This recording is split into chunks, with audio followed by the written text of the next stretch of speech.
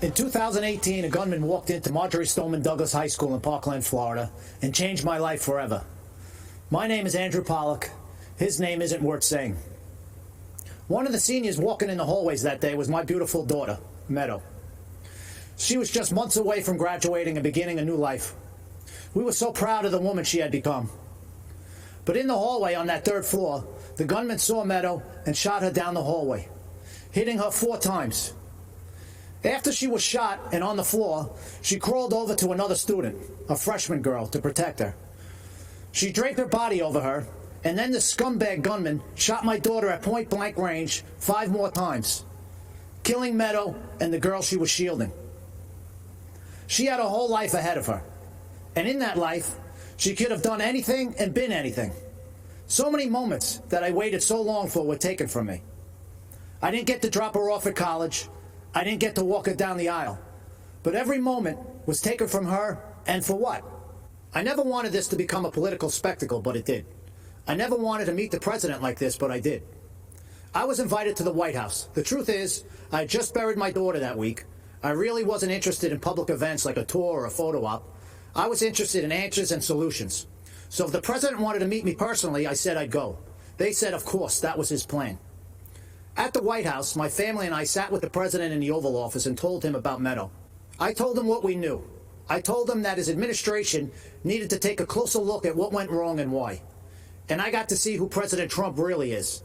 He's a good man and a great listener, and he cuts through the BS. Then the president did what he said he would do. He took action. He formed a school safety commission that issued dozens of recommendations to make schools safer. But I'll bet you never heard about that.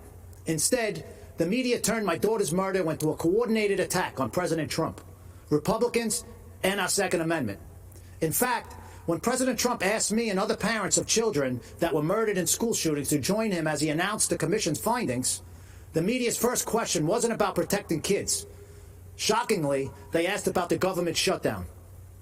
President Trump turned to me, appalled, and said, "Andy, can you believe these people? We're trying to talk about school safety, and this is what they do." But I could believe it. After my daughter's murder, the media didn't seem interested in the facts, so I found them myself. I learned that gun control laws didn't fail my daughter. People did. The gunman had threatened to kill his classmates before. He had threatened to rape them. He had threatened to shoot up the school. Every red flag you could imagine. But the school didn't just miss these red flags. They knowingly ignored them.